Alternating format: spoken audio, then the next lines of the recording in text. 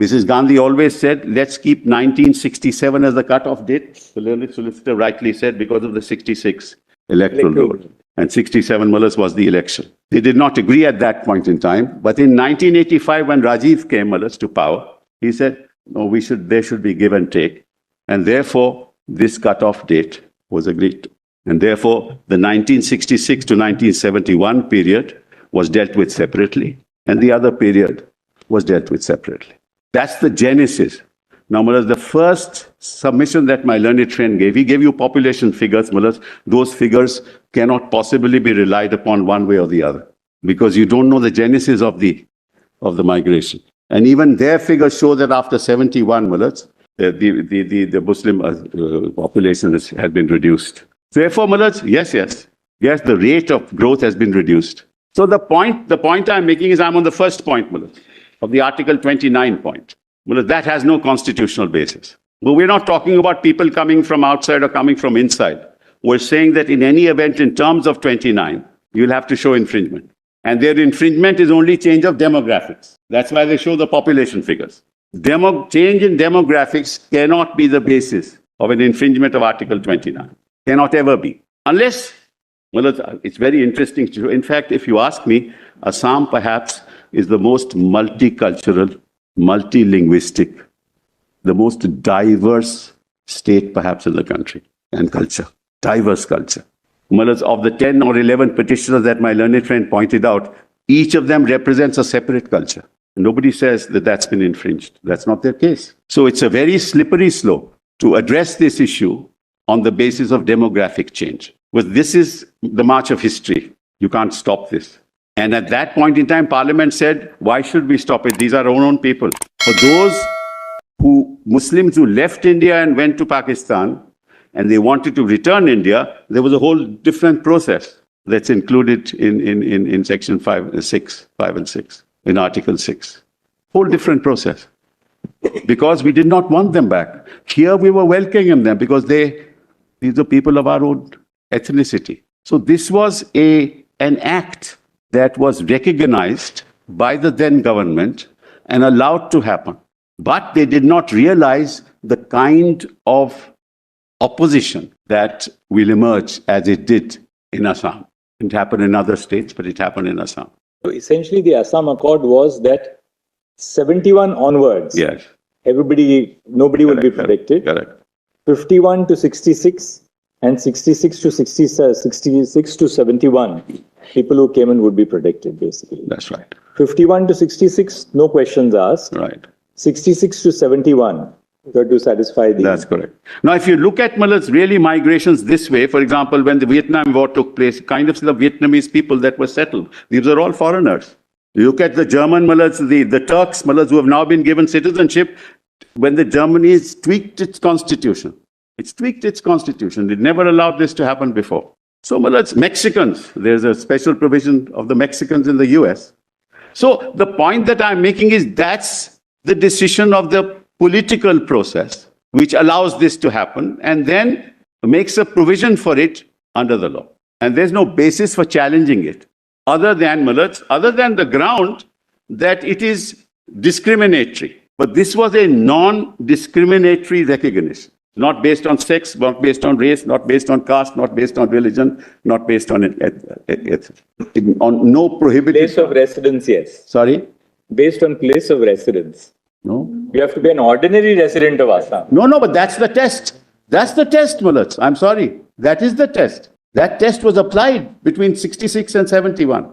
And your lordship looks at the entry in list 1. It's entry 17 of list 1. Yes, 17. Which is citizenship, naturalization, and aliens.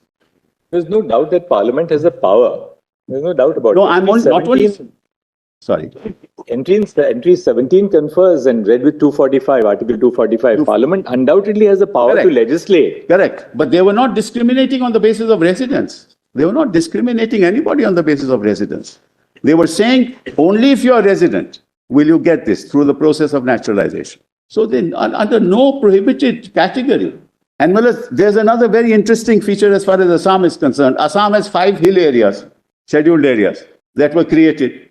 And they are autonomous councils, mullahs. A lot of the minorities never went to those scheduled areas. You can't buy land there. So they remained where they are. So the Muslim population percentage showed it had increased. So all these are very complex issues, brothers. How is this court going to determine all this and come to a conclusion that this is violative of 29? There is a place called Darang, Malats. A part of Darang was created as a tribal area. So the Muslim population only stayed in the other part, so that if you took Darang in its original state, the Muslim population would be less. But when the tribal area was considered, the Muslim population would be more. The point that I'm making is there are no judicial standards to determine all this. It will be a hazardous task, judicial task, for you to come to a constitutional conclusion that because of this, their cultural rights under 29, because 29 is preservation of rights. Preservation of rights assumes that there is a violation, and because of which I have a constitutional entitlement to say, issue a writ of prohibition, issue a mandamus not to allow them to violate. That's nobody's case. And it is therefore not solely attributable to migration. So that's on the 29th. Now, it's absolutely tenuous connection, as my learned attorney says. Absolutely tenuous connection. One has nothing to do with the other. Very, very, very. Now, let's kindly come to now the Article 14 argument. That's even more interesting. Now, I'll assume, that 6A is struck down. Now, if 6A is struck down, what happens? Bangladesh will not take them. As we said, this will result in a group of stateless citizens. Total stateless. The joint communique, which was issued by Sheikh Mujibur Rahman, and the then Prime Minister, clearly says that Bangladesh will take back people who had come in after 25th of March 1970. That's correct. So, you cannot, as a matter of constitutional law, and again, if you go... So you will have people in India who have been otherwise recognized as foreigners by the Foreigners Tribunal's order, who cannot be granted Indian citizenship, and yet who cannot be deported, though they are aliens. That's correct. And if you go to my submission, well, just give me power of judicial review. I've dealt with it in 2-3 minutes. I just finished on this aspect. Kindly come, alerts, to volume 2. In fact, may I tell you, Lordship, another thing. While this agitation was taking place in Assam, many of the people, whether Bengalis or others, moved out of Assam because they were fearing that they might be killed or hurt. Many families actually migrated to other states. So in fact, the migration to some of the other states, is also attributable to what the uncertainty that prevailed in the state of Assam from 1978 right till 85. And then, as your Lordship knows, Meghalaya, Mizoram and others. So therefore, the Muslims the minorities would not have gone to Mizoram, Meghalaya and other places. So it seemed that the population here increased in terms of percentages. So these are all very difficult aspects, to analyze and come to a judicial verdict. This takes, and then somebody else in West Bengal or another state can say, you give me the same rights, but they cannot say, now you declare this as illegal, and therefore, where will they go? And the commitment to fence Bangladesh was made in 1985 itself. So 15 years and 23 years, 38 years have passed. The fencing has not happened. Should have happened. And this creates more problems for India, as your Lordship said, because after 1971, what will happen? Children would have been born here. Can your Lordships imagine the enormity of the problem? Those children born here would seek protection of 3. Where will they go? So I don't want to enter into that. It's another area altogether. So that takes care. Equally, there is substance in this grievance that, on the one hand, we don't have an open border. Yes. We do not say that anybody from Bangladesh can come and settle down wherever they want in India. At the same time, if we don't take action to curb illegal migration, then it causes all these problems in India. The feeling in India that, look, the infrastructure is limited. Absolutely. Education is limited. Absolutely. Our public hospitals are limited. We can't allow for an unlimited influx. Absolutely. No, you're right. And this is the problem. Therefore, we passed that order, which we did this afternoon. What are you doing today? It's the executive that is to blame, There's no doubt about it. And right from 85.